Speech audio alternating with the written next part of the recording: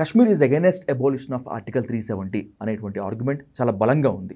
లేదు, ఎప్పుడెప్పుడు కశ్మీర్లో ఫ్రీడమ్ దొరుకుతుందా అని చెప్పి వెయిట్ చేసే వాళ్ళు ఎక్కువ మంది ఉన్నారు. సో ఈ టూల్ని బేస్ చేసుకుంటే major Saab, abolition of article 370 కశ్మీర్లో చేంజ్ని తీసుకొచ్చిందా, తీసుకొని రాలేదా? చూడండి, ఫస్ట్ మీరు ఆర్టికల్ 370 కన్నా ముందు ఎప్పుడైతే ఈ డిస్కషన్ జరుగుతుందో మేమందరం అనుకున్న విషయం ఏంటి అంటే, గ్రౌండ్ మీద when article 370 got abrogated, I was there, కశ్మీర్లోనే నేను పోస్టెడ్ అప్పుడు.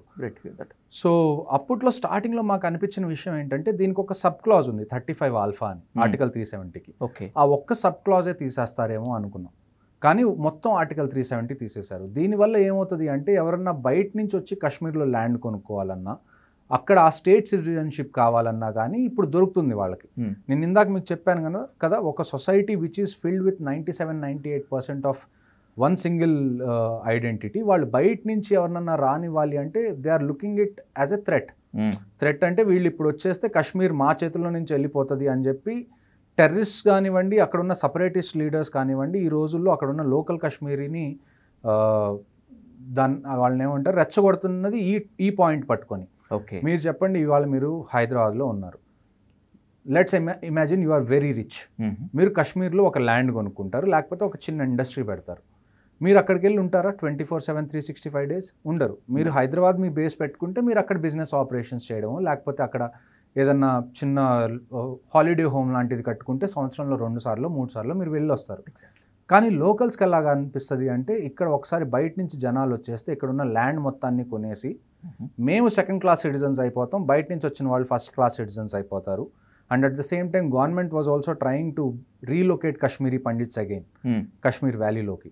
ఇదంతా చేస్తే మళ్ళీ మా అథారిటీ మొత్తం పోతుంది ఇక్కడ అని చెప్పి వాళ్ళకి ఎక్కడో నెగిటివ్ ఫీడ్బ్యాక్ అయితే ఉంది ఆర్టికల్ 370 మీద. ఓకే, కానీ ఆర్టికల్ 370 తీసేసిన తర్వాత ఇవాల్టి వరకు కూడా స్టోన్ పెల్టింగ్ ఇన్సిడెంట్స్ కానివ్వండి, టెర్రరిజం కానివ్వండి, ఇంతకు ముందు మీద చూసుకుంటే కంపారిటివ్గా బాగా తగ్గిపోయింది.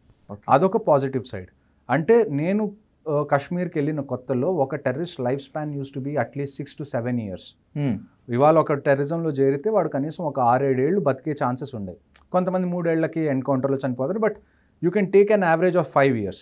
అదే మేము కశ్మీర్ నుంచి ఎప్పుడైతే బయటకు వచ్చామో మేము మేబీ ఇన్ 2020-21 ఆ టైంకి ఒక టెర్రరిస్ట్ లైఫ్ స్పాన్ని మేము ఆల్మోస్ట్ ఒక 2 monthsకి తగ్గించాం.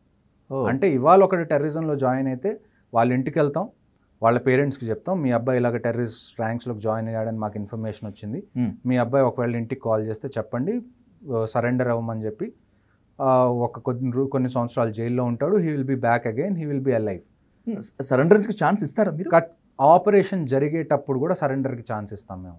ఓకే, అంటే నేను చేసిన ఆపరేషన్స్లో చాలాసార్లు ఏమవుతుంది అంటే, మనంతా రౌండప్ చేసాం ఎక్కడైతే టెర్రరిస్ట్ దాక్కొని ఉన్నారో. ఓకే, ఒకవేళ వాళ్ళు ఫారెన్ టెర్రరిస్ట్ అనుకోండి, పాకిస్తాన్ నుంచి వచ్చిన టెర్రరిస్ట్ అనుకోండి, most of the time we don't try to surrender them. Okay, అదే ఎవరైతే లోకల్ కశ్మీరీ టెర్రరిస్ట్ ఉన్నారో, ఇప్పుడు చూడండి, మనం కాశ్మీర్ని ఇండియాలో ఒక పార్ట్ అంటున్నప్పుడు అక్కడున్న ప్రజల్ని కూడా మన వాళ్ళలాగా ట్రీట్ చేస్తే తప్ప అది కంప్లీట్గా మన పార్ట్ అని చెప్పుకోవడానికి మనకి ఆ హక్కు లేదు.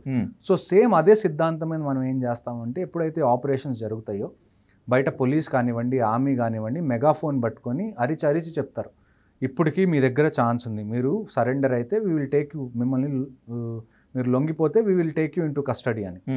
ఇన్ఫ్యాక్ట్ వాళ్ళ ఇల్లు చుట్టుపక్కల ఉంటే, దగ్గరలో ఉంటే వాళ్ళ పేరెంట్స్ని కూడా మేము ఆపరేషన్ సైట్కి పిలిపిస్తాం. ఆ టెర్రరిస్ట్ వాళ్ళ పేరెంట్స్ని కూడా మేము చెప్తే వినట్లేదు, కనీసం మీరైనా చెప్పండి బయటికి రమ్మని చెప్పి అని.